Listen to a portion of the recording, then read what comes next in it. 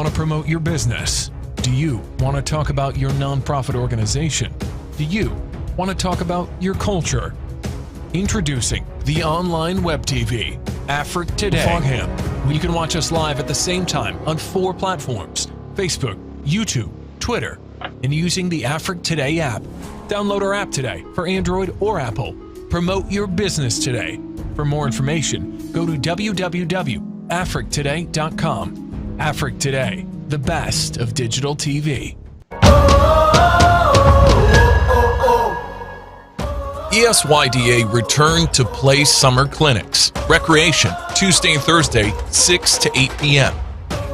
Travel team, EDP, Wednesday, Friday, and Saturday. Time, 6 p.m. to 8 p.m. Free mask and water bottle. Register today at esYDA.org. Email info@ESYDA. Phone 248-765-9369. Office 301-800-7848. Toll free 800-995-5532. Free registration for all summer clinics. All new players need buy uniforms. We're following COVID-19 soccer guidelines. Small group practice with 9 players and 1 coach. For more information, go to esYDA.org.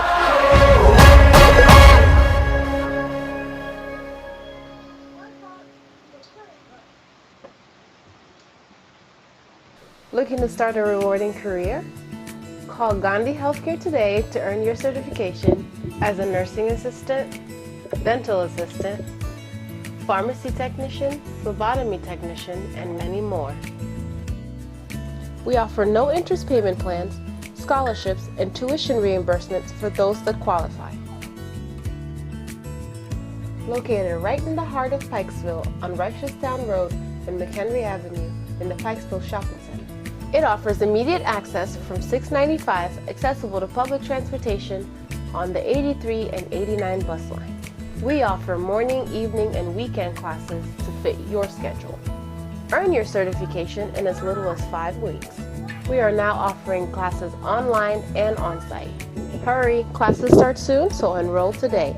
Visit us online at gandhihealthcare.com or call 443-352-8030. L'entrepreneuriat digital vous intéresse-t-il? Vous voulez apprendre à construire des projets digitaux? Aimeriez-vous gagner des revenus passifs conséquents en tout lieu? Voici la plateforme des professionnels du digital, la Diaspo Academy. Ici, vous retrouverez les meilleurs professionnels de la diasporama mondiale connectés sur notre plateforme. Vous allez pouvoir acquérir des formations adéquates qui feront de vous des entrepreneurs digitaux compétents. Étudiants, entrepreneurs, coachs, instructeurs et entreprises, Diaspo Academy est une opportunité pour vous.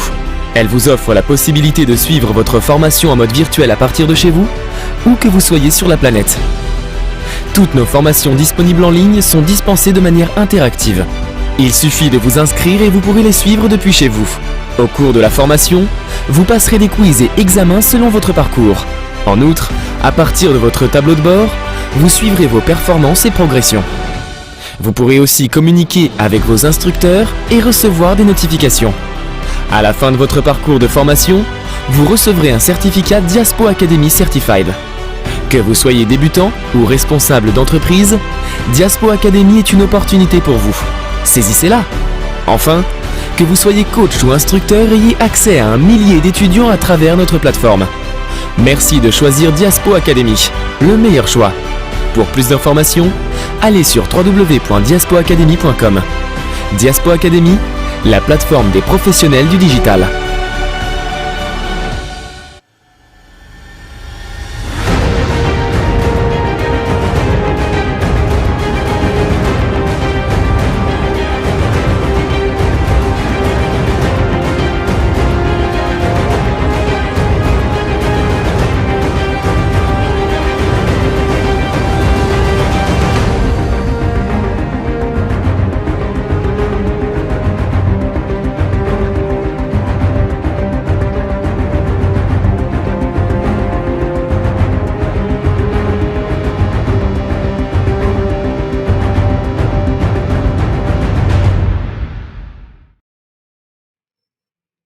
Evening.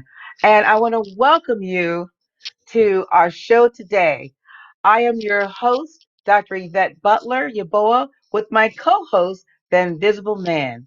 Today, we have a wonderful show for you.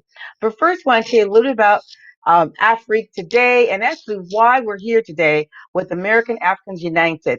As you know, these are shows we're going to be doing every Friday to bring information to you, as well as help provide you with skills to lead your life. Um, we're starting what's called a wealth creation seminars for Black folks, for Black wealth creation. And so today we're going to be talking again about how to start a small business. So I want to briefly tell you a little bit about the mission for AAU, and that's American Africans United. I'm not sure if I've always said that, but I want to tell you about it because we are really trying to fulfill the mission to enable Blacks and those in the diaspora here in the United States, the wealth creation, economic development. So let me just quickly tell you the mission. So the mission of American Africans United is to unite all African communities. When I say all African communities, that means African immigrants, African Americans, Afro Caribbeans, and those from the continent, all those from African descent, and United States around our shared goals of achieving economic power, political representation, and we do have an election coming up. And we will be talking soon about what's going on with the elections and making sure that everyone knows that the President of the United States cannot stop the election. So we will be having some shows on about that. So look forward to that. And also pursuing housing, healthcare, educational, and citizenship opportunities to support Africa's developmental interests. So that's actually to bring us full circle and to bring us back home to help in the motherland. So that's our mission. And today we're going to talk about basically wealth creation. And this is our second series and a series of 7. And it's our second series to talk about how to build, how to start a small business and build wealth within the Black community here in the United States. But first, I want to say something about the local news.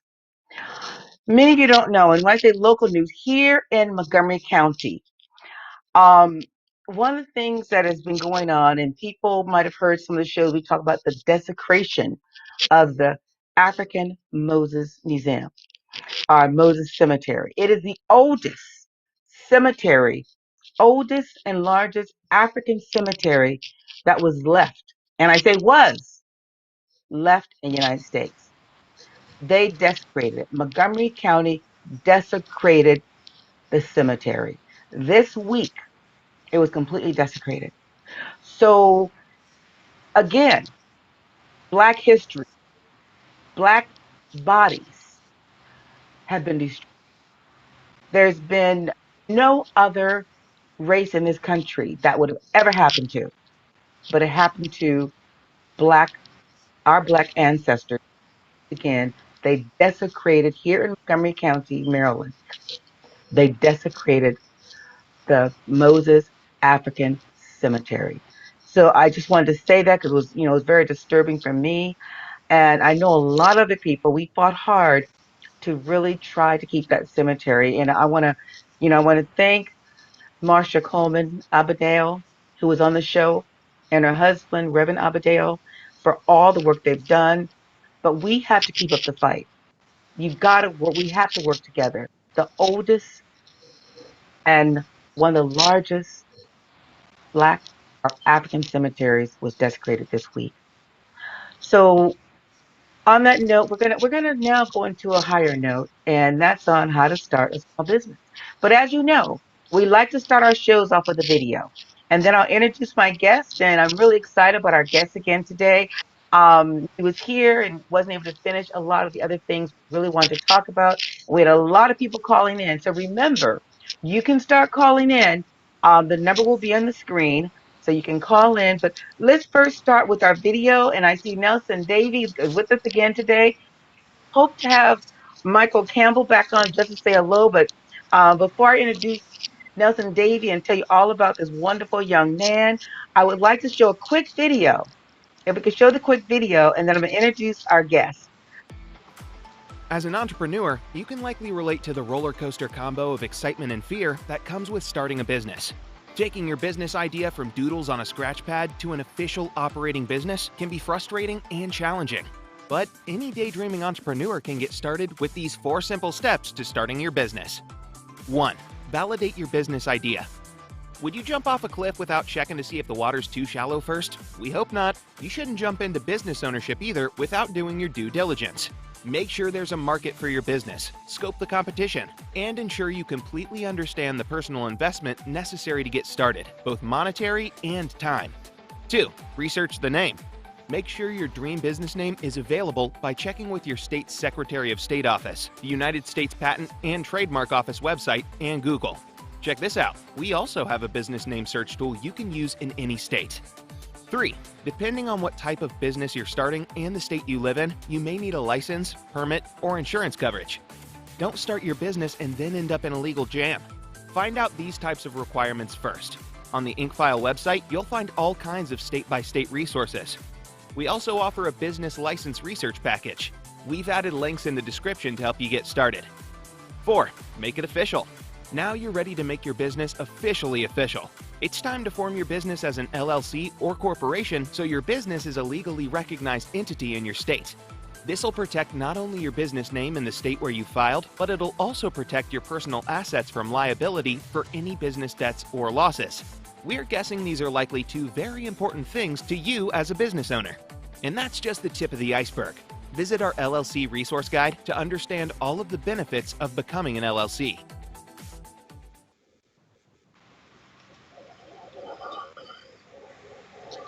Hello. Now that video just set the stage for what we're going to talk about, but let me introduce our wonderful guest today. I am really excited to have Nelson Davey back with us. And Nelson Davey was born and raised in New York City. He's a 15-year career span from one of the largest accounting firms in the world to working to the United States Senate, to currently owning and operating his own commercial insurance brokerage firm, Hudson Benefits Consulting. He currently serves the treasurer of the Maryland Black Chamber of Commerce and leads the Global Opportunity Affinity Group, a cohort of the chamber that supports the growing number of individuals interested in involving in Pan-African investments. And we're really excited to have Nelson Davey back. He was able to travel to Ghana with us, so we have a true bond. He's a millennial, so I'm like his mother. But even though he's a little gray, but he is a millennial, you guys. He is still like he's like I can be his mother back basically. But we are so excited to have him back. So without further ado, Nelson, and he's going to go a little bit more into just really how to start a small business. Nelson, thank you again. Glad. Thanks for having me. Yeah, Ghana was a wonderful experience. I like to say I'm a elder of the millennials. I'm like right on the cusp. I know what it's like not to have the internet. But yeah, awesome. That video was awesome, Dr. Butler. I think it paints a picture of the steps that you have to go through to start a business. In the Maryland Black Chamber of Commerce, I had the privilege of coming across hundreds of businesses. We have over 200 members in the state of Maryland that right now we're members. So I get to talk to business owners on a daily basis. My company, Hudson Benefits Consulting, we provide benefits for small businesses, large businesses. So I'm constantly talking with business owners, Black business owners. That one of the things I often find is that instead of cutting costs, we like to cut corners. That's how I like to put it. So that video really gives you the list of things you need to consider as you're going down the business that can avoid headaches down the line. One good resource that I'd like to share with you guys is when doing a business plan is to have a lean canvas business plan. You want to look that up, a lean canvas business plan.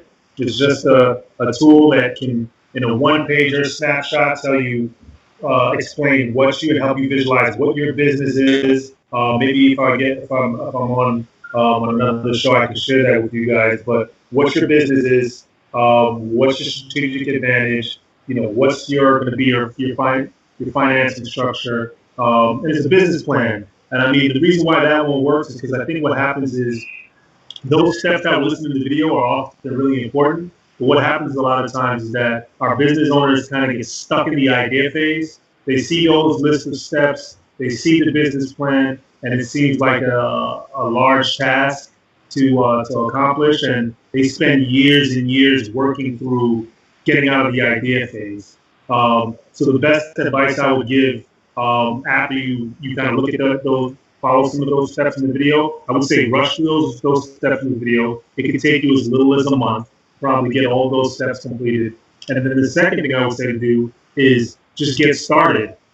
Just jump right in. Find someone who's in the industry that you can start working with and maybe use as a mentor and just get started. That's the quickest way to kind of pick up traction and learn what it is you need to do. The other thing is I would say some of those steps that a CPA can help you with those. Those are, and we're going to talk a little bit about that today. But investing in a CPA is the strongest, one of the best things you could do is to invest in an accountant to help you go through your business. Now, we people, they're always afraid to start a business. And how easy is it? And when you said CPA financially, one of the things is we're now in an era where people have lost their jobs. They're looking for other things and ways, and they can create wealth or create just, funds. So for those individuals of us who are on that edge looking to really move into a different area and really want to start a business, how easy is it, and what type of financial or just time are we really talking about? I mean, you know, I think one of the things that are really going on right now that you'll hear the phrase be thrown around a lot is the gig economy. So internet is a powerful tool. There's so many ways you can make. I feel like every day someone's telling me of another way that they're adding to their streams of income, how they can make money. So I think the best thing you can do is leverage technology. If you've been in a position where you've either lost your job or maybe you do have a job and you just need a little bit of extra income, there's definitely ways you can go and find additional streams of income and start a business. There's a site called Guru, which is there's Guru and there's Upwork. What these are freelancing sites. You can do anything from just administrative support, a call center, data entry, where you can post almost like a Craigslist for freelancers, where you can post your resume on there, and other business owners can use your services, and you can get paid. So there's just so many options out there for business owners to just get started and start. And why simple Google search. What are some quick businesses you can start using the internet? Now, those websites were, you said Guru search? Guru, www.guru.com. And the other one was Upwork. That's Upwork. Okay, wonderful, wonderful. So those are good sites for people to start off. And what are some businesses that people can, how can we find out what actually is hot at this current time to get into business? So I think, and we spoke about a little bit this last time, was you got to get new information, right? If you want to get to a new part of make a transition in your life or change, the direction of your life, you have to get new information. And there's several ways you can do that. One way is to travel. I think that's to travel is a huge way that you can kind of expand your mind, see there's different ways that people live. And you may not have the money to travel. And I understand that. So books are a way that can kind of bring your mind outside of your current situation and into another area of the world. Before I even went to Ghana, Dr. Butler, I was reading books about Africa. I was reading books about Ghana. I was reading books about the Congo, and just by immersing myself in the literature, somehow, it manifested, and I was able to actually make my way there. So I think just bringing your mind through books, or actually through the ability to go travel. Another way is to get around mentors or people who are in the industry. Join an organization like the Maryland Black Chamber of Commerce, or any chamber of commerce that's in your jurisdiction, to get around business owners, right? Find ways that you can add value. You may think that you don't have a business going, so you can't add value, but there's always ways you can add value. So I would say joining some type of networking or organization centered around business, like a chamber of commerce. And like I said, find a mentor within there. And again, if you can't find a mentor, or if you feel like you don't have the confidence to get a mentor, or the skills, read a book. You can get books and pick a autobiography and use those books as a pseudo mentor, to help you through your journey. So I think those are some of the ways that you can find out what's hot, find out what's going on, find out, what are some good ideas, what are some things you can do to get started. Wonderful, wonderful. There was a question that we talked about briefly last time, and it was women in the business sector. And how easy is it for women to get into the business? And what are some tips that you can offer us? And then tell us a little bit about how you really started your business. That's a good question. So, first of all, if you're a woman, and you're a Black woman, you're killing it right now. Just being honest, you're killing it right now. I'll tell you a story about how I started my business. I was in the need of some, marketing services, kind of how we're going to build our brand. I knew we were going to be a sales-driven organization. And there was a young lady, a young Black woman, who had a very high position at a marketing company. And I know she had dreams of starting her own marketing company. So I leveraged her and told her, hey, I'll pay you and I'll work with you if you can help me get started. And she helped me, just to keep it short, she helped me close one of the biggest deals. It was probably 90% of her intelligence and her charisma, to help me close that deal.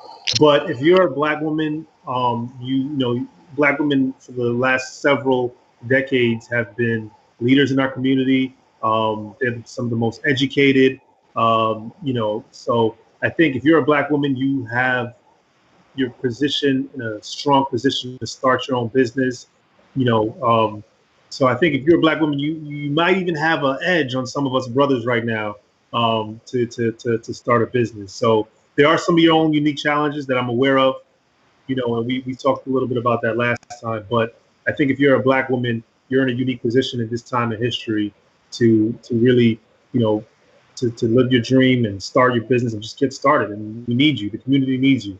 And I would say this, in the Maryland Black Chamber of Commerce, I would say probably a good 60 to 70% of our members are women-owned businesses. Wonderful, wonderful. Now, we have to be real. The digital divide is a real difficult part. And when we talk about the digital divide, that's the educational disparity in America. How does that now fit in with business development? Because there's a huge divide there, and it's real. How do we get past that barrier? Or what do we do to address it? That's a tough one. So I think, and I mean, it depends on where you are, because I mean, I look at my children right now, and it seems like they're born into technology. They seem like my son's only 8, and he seems like he has a better grasp of technology than I do sometimes. And I think one of the things in our community, as I think about it now, one of the things in our community is that there may be a digital divide, but sometimes within our community there's a divide amongst generations. So I think, the more we learn to work together, right? So, older person, a baby boomer working with a millennial, I think that combination can help some of us overcome the digital divide for some people who may not be, as technologically savvy. And also, if you're a millennial, having someone who's older with a little bit more wisdom, maybe a little bit larger network, can help you. So I think that, us working together is a good way to overcome the digital divide. And always, like always, information. I can't stress it enough. I can't stress it enough. Information, information, information. They say the top CEOs read, upwards of 10 books a month. Right now, that might be a lot to digest for the average person who has a job, but I make it a practice to read one book a month. You know what I mean? Just to just kind of know what's on the cutting edge of technology. I think you know studying technology, whether it's subscribing to a YouTube channel that kind of keeps up to date with technology, or a periodical, a newspaper like Fast Company that keeps you up to date with technology, is a way that you can get the information and to be able to catch up to speed. I hope that answers your question. Can I Yes, interject no, something? it does.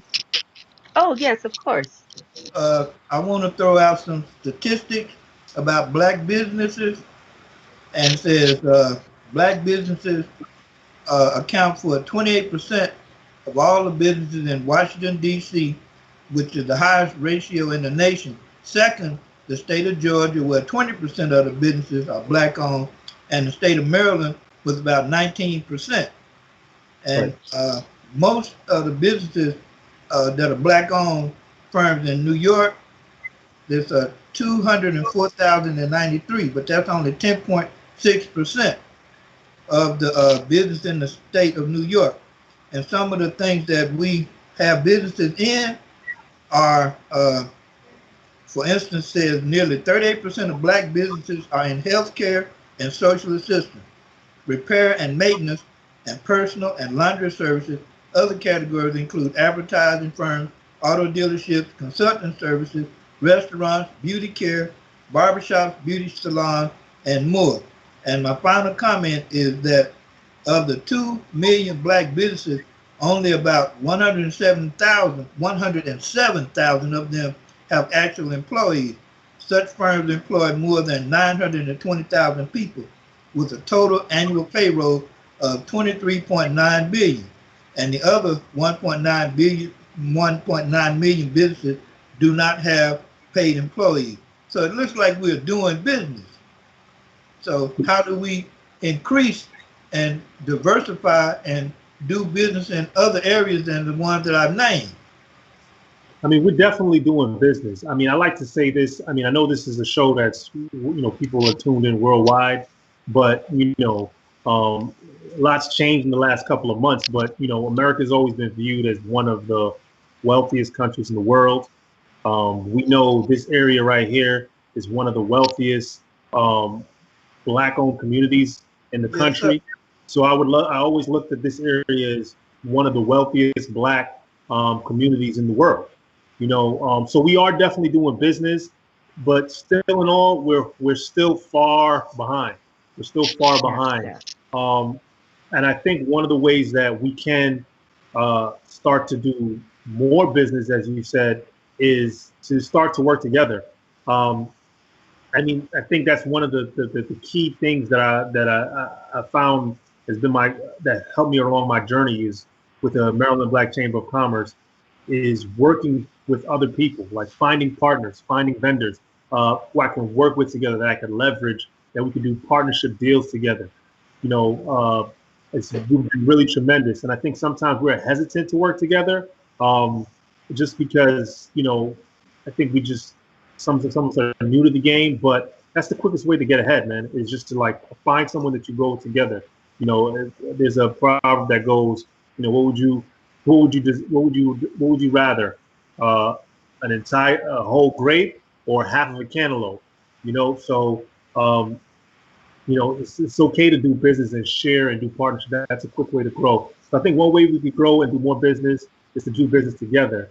The other thing is, and as our kids are growing up, Marcus Garvey said that we should be raising our children in sciences, the high sciences, and mathematics, because when it comes to technology, a lot of the businesses we do, you're right, they're either in service industry or cosmetics and barbershops. But if we want to get more and more into technology, we have to making sure that the generation that's coming up behind us are educated when it comes to math and science and engineering. Yes, sir. That's where that's where it's going. That's where the jobs are going. That's where business is going. So I think the young ones that we have coming up behind us, making sure that they're doing good in science and math. Thank you. Now, one thing you had mentioned was partnering and partnering with other businesses. That, and you said is a challenge. How do we find other partners? I know you said about the Maryland Black Chamber of Commerce and getting involved in other organizations, but how do we? Are there any other techniques and strategies you can offer of how to start your partnering and finding people to partner with that have similar interests and who are willing to help you? That's a good question. One of the things I had to learn really quickly was sales. I wasn't good at sales. I wasn't comfortable in the sales position. I was an accountant. But one of the first principles they tell you in sales is to tap into your power base. And what your power base is your own network. So one of the first things I did is I looked at my friends, my family, and listed the skill sets that they had. Right. So that's how I was able to find out, to identify, oh, this person I know does marketing. This person I know does accounting and bookkeeping. This person does real estate. And I was able to tap into my own power base. So start where you are. A lot of times we want to, we're hesitant to go to our friends and family for, fear of them kind of killing our dreams. But you be able, if you sit down and list, you'll know who the people who you can reach out, who'll be willing to help you. So I would say start with your own power base. List the people in your friends, family. Go through your Instagram list. Go down your Instagram friends. Go down to your LinkedIn. Go to your phone contacts, literally, and find out, okay, this person, I know he does this, and start to build a list of your own power base. And start working together. It's just that simple. Find ways to work together. One more thing I would say is don't come to the table always asking looking to take. Make sure you know that there's a way that how can you add value? How can you add value to them? And then in turn, they'll be willing to pour back into you. And that's some good advice because most people think they don't realize their family has so much to offer them as far as Right. support. And so, I know when I started my business, that was one of the things I didn't do because I was in that kill your dream mode. I did think that my family would kill my dream mode, so I didn't go to them. And actually, now I'm reaching out to them after 20 years of having a business and running a nonprofit, and they've been so supportive. When I say Mhm. supportive, very supportive, and actually giving back to our organization. And so I'm like, wow, I wish I would have done this earlier. But at least I'm doing it now. So that is really some good advice because I should have started Yeah. it because I kept thinking they're gonna crush my dream. So I wanted to go back into now if you do have a little cash at hand, what are some of the likely businesses to go into? And do you think the food service industry is successful, especially with what's happening during this time right? Is that something we should look at as going into for future endeavors? I would say, that's a tough question because we spoke about this. We spoke about this last time about money really isn't the only factor of wealth. I think it's also your health, and that means mental health. So I would say one of the biggest ways that you can promote mental health is to tap in and to identify what your purpose is. um, what motivates you, where do you feel like you get the most energy from? And if that's food services, I say go in. I'm very hesitant to give anybody advice to say go into a business just for the sake of going into business. Now I understand you may have to do that just to try to earn a little bit of extra cash, and if that's your motive, um, I would say if that's your motive, food services, if we're talking about doing restaurants, and those are some of the highest capital intensive business, and it requires a lot of capital, and it takes a while to kind of to establish yourself as a restaurant or a service industry. I mean, they have food trucks now. That might be a good area to start. Maybe is to do a food truck if you're really interested in the food services. I've also seen some people do, delivery services. Delivery services, meaning that they do dishes from their home, and they promote these dishes online and they'll deliver it to their customers. So, that's a way you can start in the food services industry, I would say, to get your footing in and kind of build up your resume and build up the acumen around food services. But I would definitely say to sit down, list what your skills are. I think is an important thing. What are you good at? Where your skills lie. And a lot of times we tend to shy away from that, right? You're already maybe good at taking pictures, or you're good at accounting, or you've already been in the accounting field for many years. That's probably one of the best places to get started, is where you already have your skills instead of jumping in a completely different field. Nothing's wrong with change, but if you're going to start a business, I say list your skills, find out what you're good at, and then focus on that area. And then also, like I said, a big part of it, I think, is the most important part, is to make sure you have a strong why. Why are you doing this? Right? If it's just for money, that's a hard, long journey just for money, right? Because there's a lot of things that can draw your attention if you're just chasing money. But if you have a strong why, a strong purpose of why you're doing what you want to do, like in your example, Dr. Butler, you're passionate about education and bridging the gap in educational divide. And I think that's a key reason why you've been so successful and your organization's been so successful, because when you reach obstacles, it's bigger than just the money. It's about someone other than yourself, and you have a strong purpose and strong why. So anybody I talk to, I say, make sure you have a strong why and know why you're doing what you're doing. Well, thank you. And we have a caller with a question. So caller, could you state your name, your first name, and where you're calling from? Caller, are you there? My name is Mr. Ekoba, and I'm calling from Silver Spring, Maryland. And my question is, the gentleman has been talking about the business, but when we talk about small business, immediately it comes to our mind, capital. How does someone get capital to start small business? Can he address that? What are the techniques that he can advise for an individual who wants to start small business, get capital in that area to start small business? That is my question. Oh, thanks for that. That's a really important one. I think it's one of the biggest obstacles for Black businesses today. Obviously we face a lot of systemic issues, and we're working towards overcoming those, but no one's coming to save us. So of course the obstacles exist, so we got to push forward anyway. So one of the best things we can do as business owners is start to make sure that we start to prepare ourselves and get ourselves ready to receive capital. And what that looks like. That looks like, one, making sure that you establish credit. I think sometimes overlook the importance of establishing solid credit. Just think about it. If you're giving a loan to someone, you want to make sure that they're going to pay it back. And just to be clear, when we talk about credit, we're talking about either debt, meaning that you're getting a loan, or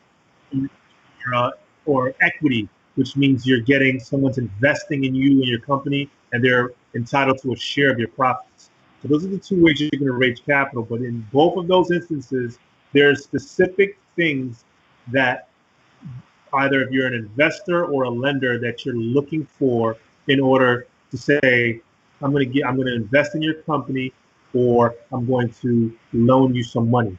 One of those things is, can you pay that money back? Can you pay the interest? If it's a debt, can you pay back the money? So we're talking about how profitable is your business. And I can't tell you the amount of businesses we come across to ask them, what do your margins look like? And they're like, my margins. So that's why I say it's important to talk about, when I talk about profit margin, I mean, how profitable is your business? That's why I say it's important to invest and build a relationship with an accountant early, because they're going to give you that information Say, hey, I have a history of 5 years paying profits. Here's how much cash I have coming in each month. A banker or an investor can be able to look at that and say, okay, this person is a good investment, or is this someone we can get a loan and we know we're going to get our money back? Um, the other thing is make sure you have some type of collateral, right?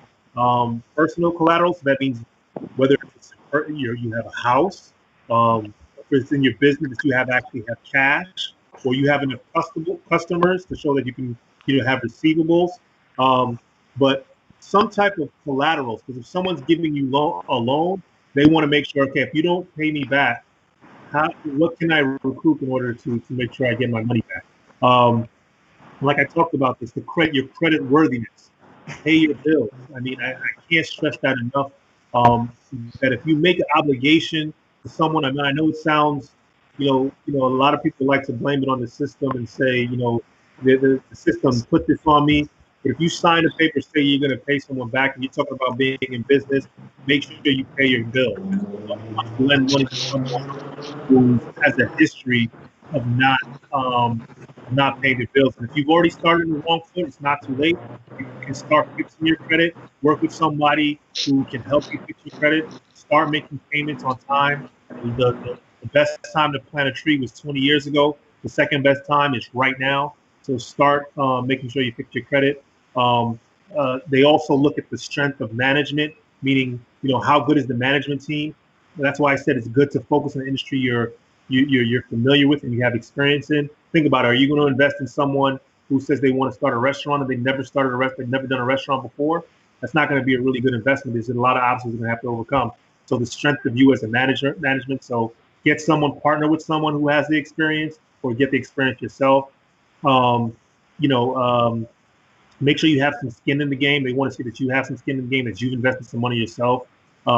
Make sure you have some other sources of income to repayment. So meaning you have other streams of income. So hey, if you have a job on the side, that could be a good thing. So those are just some of the things. I know I went through a lot of them.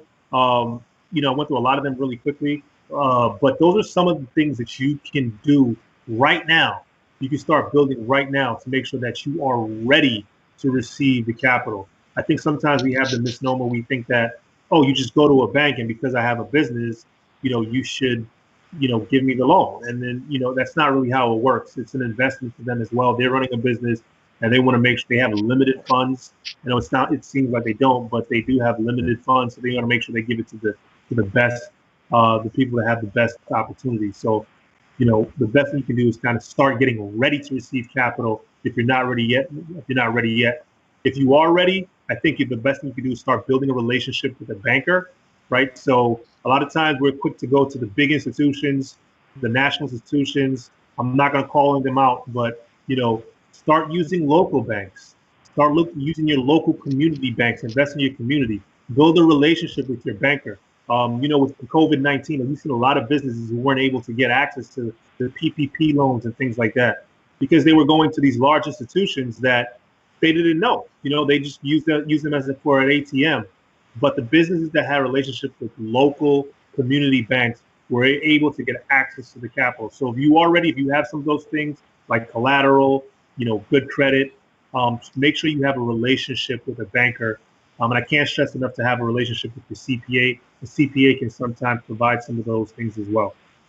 I know that was a lot, but I mean, we could spend maybe we could have a whole call, a whole show on how to get access to capital.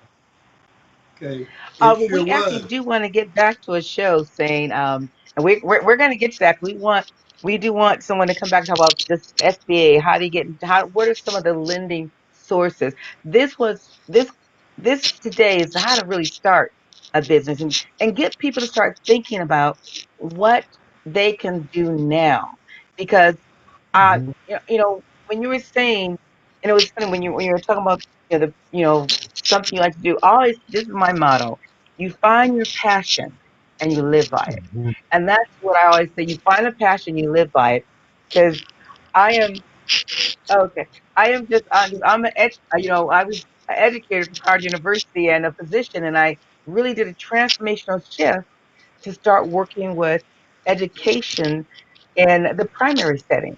And so it was very interesting. I tell people, I'm now going through, another midlife crisis. You're talking about your passion. I have a passion of baking cupcakes.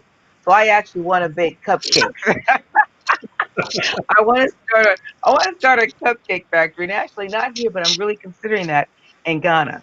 So I've really started to bake cupcakes in my old age. Thinking about something I really have a passion. I found during this pandemic, I really have a passion for cooking.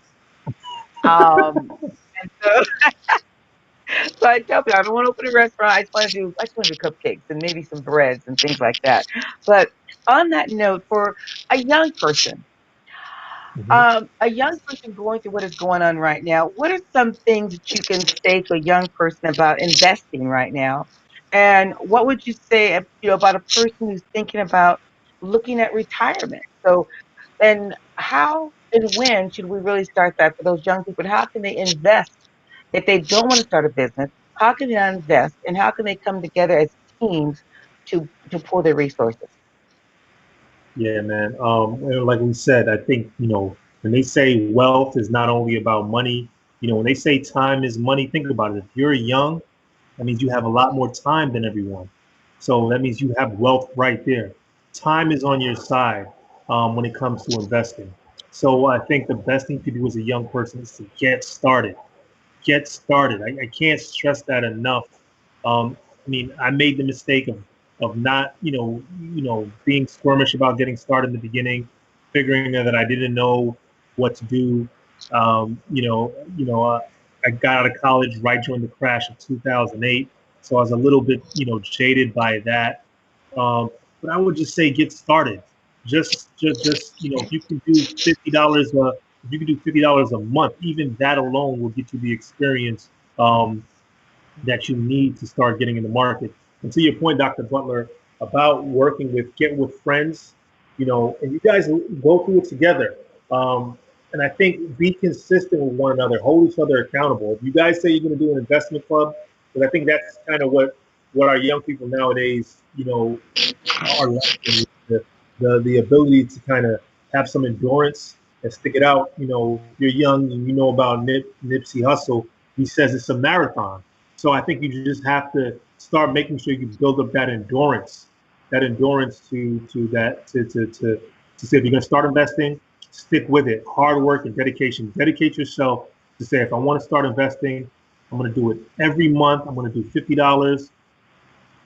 If you start an investment group and you get with a bunch of friends, I say get with some people who are like-minded. If you have to go ahead and convince somebody to join, they probably are not gonna, probably stick it out with you. So I make sure you get yourself around some like-minded individuals.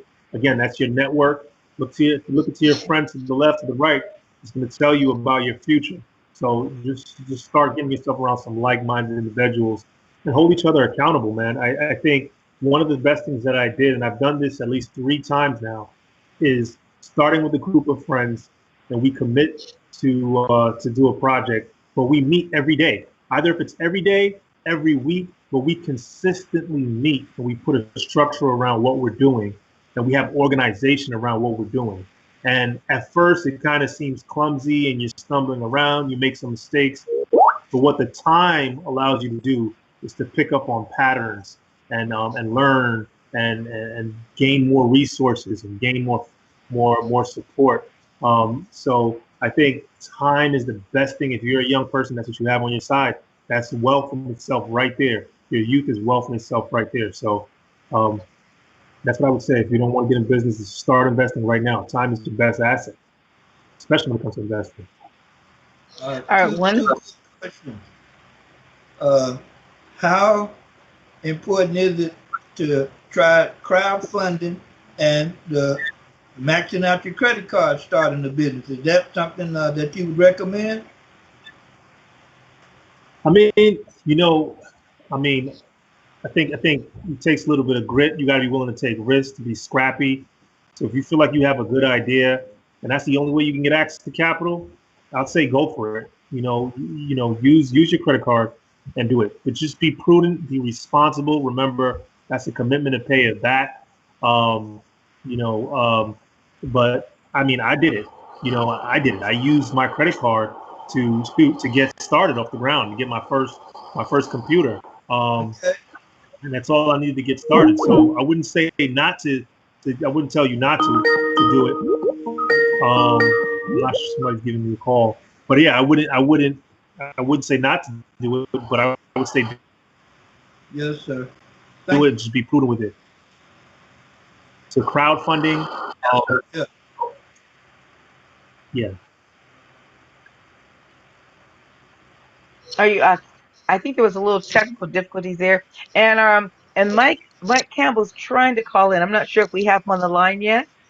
He wanted to chime in and talk about a little Oh, bit what they're doing as far as building wealth. Do we have? Is Michael Campbell there yet? Well, while they try to get him on to talk a little about what they're going to be doing, um, now should we, as African descendants, and how do we reinvest in the Afro descendant community? Because one thing I see right now, as my co-host on Invisible Man had said, there's many folks who have Black businesses now currently. Now, how do we start to reinvest in our Afro descendant communities? And how do we find all the other well, Black?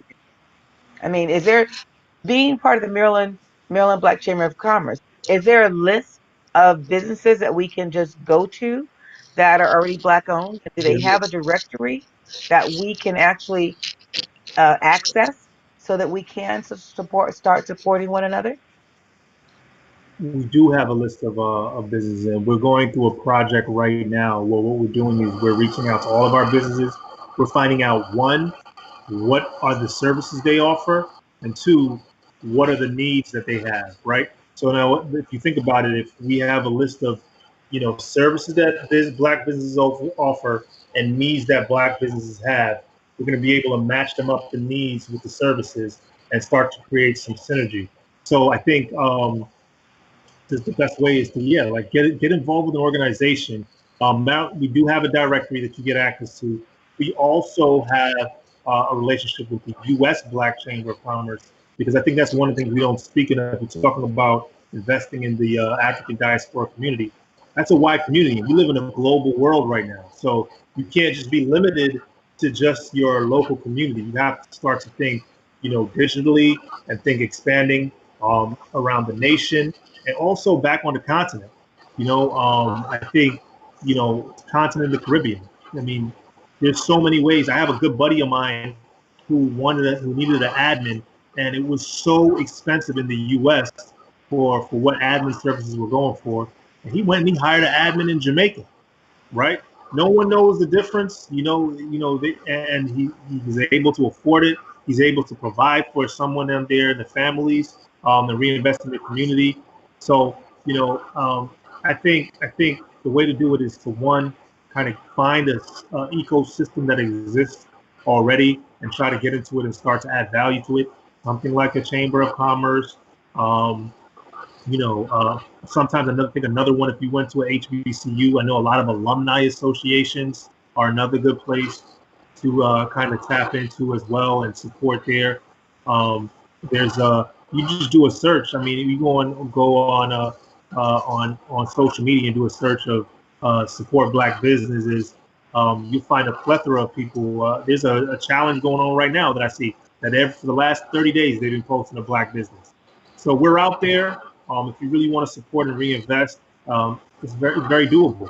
And I would say this: if you do have a business, I would encourage you to to invest in your community. So get a Black banker, right? Yeah. Get a Black accountant, get a Black lawyer, right? Get a Black health insurance broker, right? Use some of these services to reinvest your community, not only just because they look like you and they kind of, they you want to support your community, but also because they have a unique understanding of your situation and your experience, and they can offer guidance in that. So that would be my advice as far as reinvesting in diaspora. I think it's very critical, and it can also be a key factor to your success. Now, you mentioned there's a directory.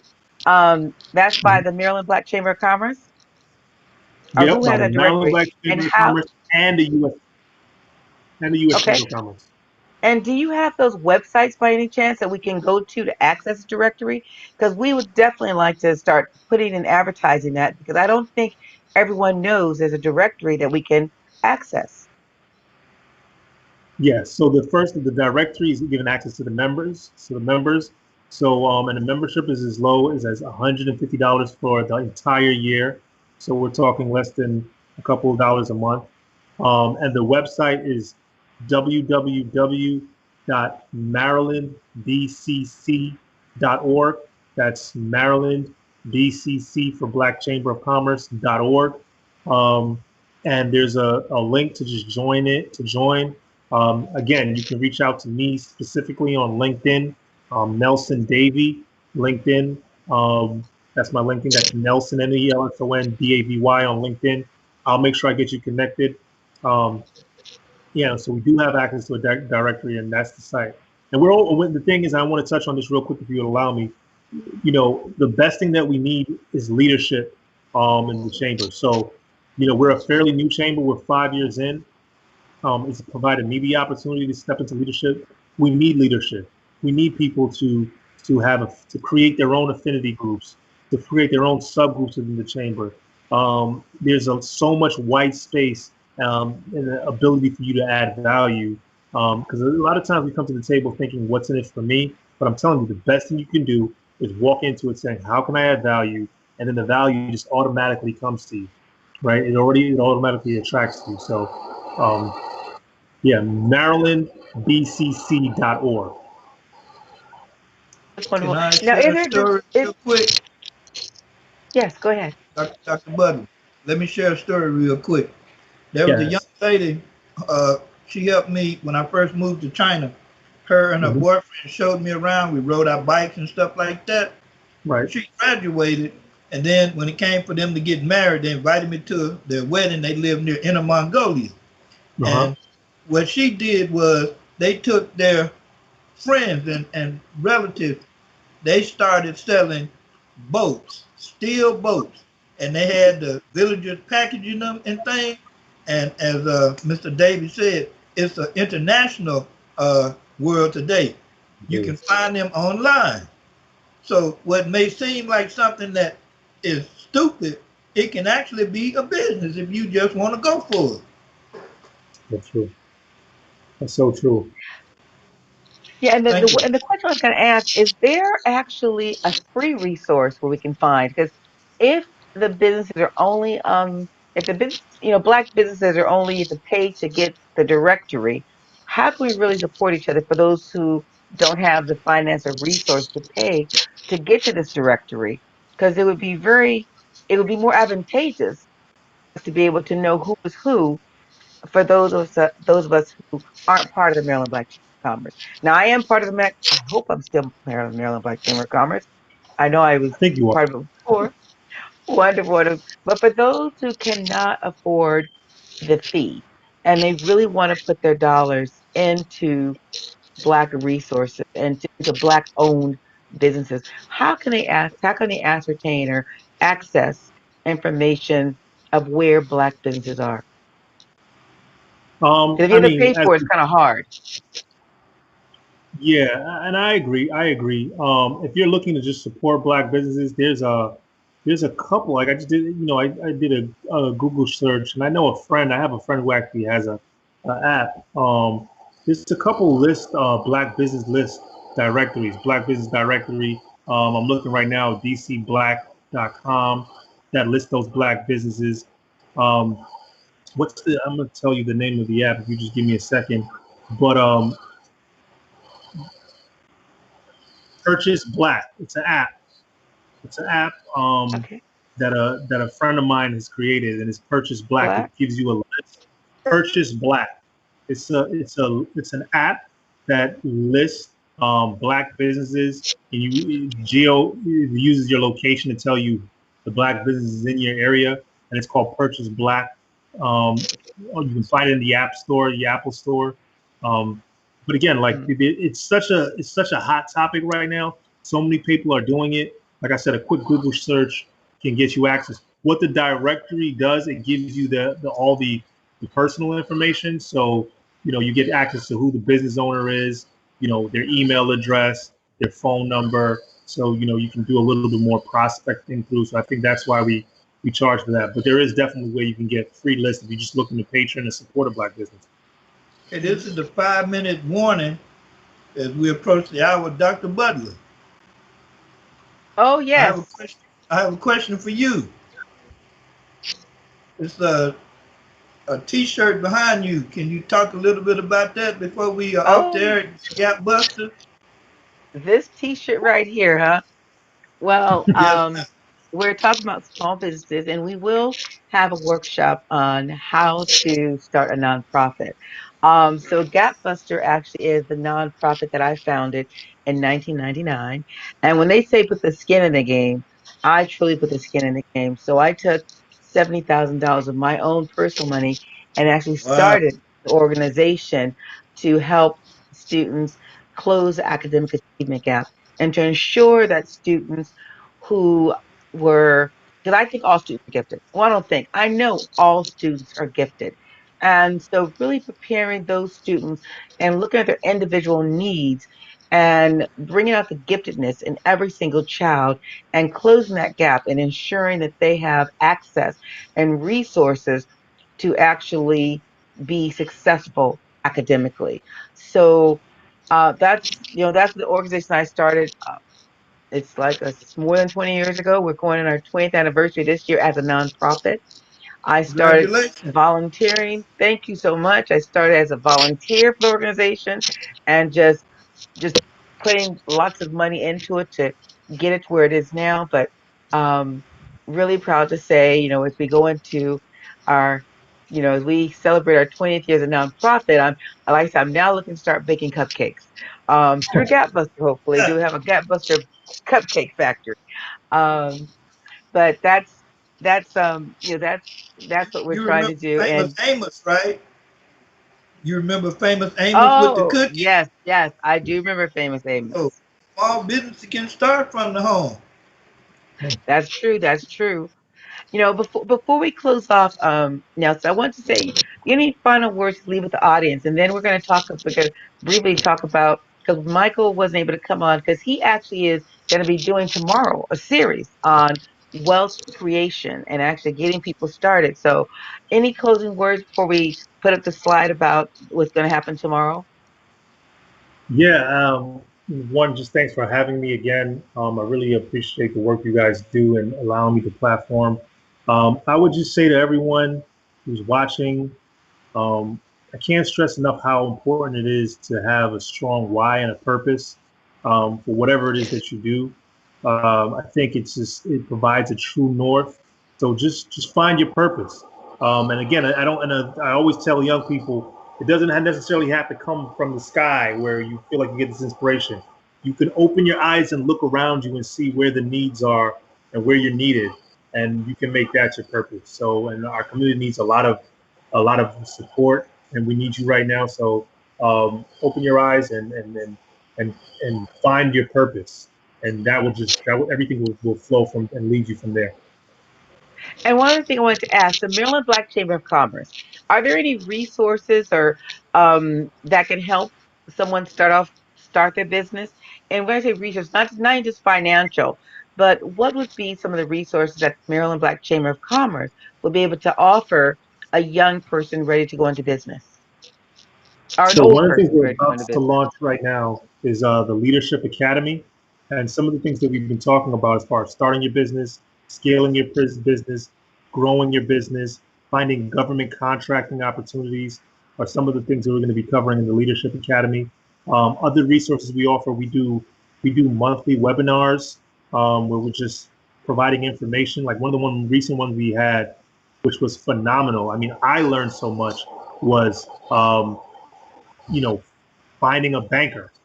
I don't think we understand how key it is to form our relationship with our local banking community. I walked away from that saying that has to be a key part of my strategy moving forward, is to form a strong relationship with a community banker. So just the webinars we have networking events with COVID-19, we've kind of had to pivot on the way we conduct networking events, and so we're doing more virtual networking events, and we're still trying to get our footing with that.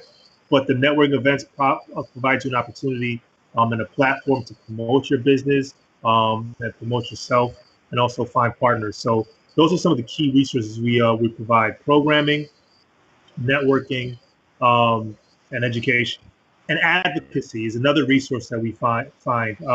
There was a local restaurant. I won't say the name, but they had some difficulty with the county of Montgomery County, and we were able to put together a petition with our members to say, hey, you know, kind of don't shut them down. Leave them alone. We support the community; they support us. We were able to keep them open. So we do provide some advocacy as well for businesses. You get access to state Let me take officials. this call real quick, Pop. Time to go. All right, that's wonderful. Well, they're going to put up a slide. Can you put the slide? Because we want to talk about wealth creation. We thought we were starting a series, and I want to thank Nelson Davies so much for coming on again. And we will definitely we want to have you back on again. We want to make sure we start talking about basically where can we find that funding and some of those vehicles and some other things you'd mentioned, that the workshops. And so I'm hoping and encouraging everyone to join the Maryland Black Chamber of Commerce if you haven't already. Now, do they have any discounted fees or anything? I know for nonprofits, if you're a nonprofit, it's half off. So as a nonprofit, you can join for only $75. So please, if you're a nonprofit out there, consider joining the Commerce or any Chamber of Commerce in your area. Can we please have the slide up about showing that the series we're starting tomorrow? We're starting a series tomorrow on wealth creation, and it's free. These are free seminars. No, it wasn't that slide. It was the other slide that we sent. Pictures on it. There you go. That's some of the information right there. If you could take a screenshot of that, I know we don't have much time, but there you go. That's how you get ready for capital. That's Michael there.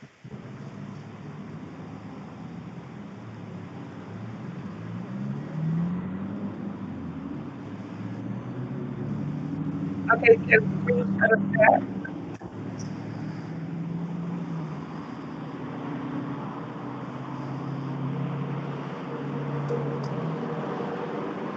Hello. Michael. Yes, hello. Yes, I'm here. I'm here. Can you hear me? Yes. Yes, I can hear you. I don't see. I Oh, don't see the. we finally hear Michael. Can we put the slide up and Michael just talk quickly about what's happening for tomorrow so people can join us and they can join the conversation tomorrow? And it's free seminars that they're hosting, and it will be a series of 4 that they will be hosting. And so it starts tomorrow. And I'm trying to send this again to Alan.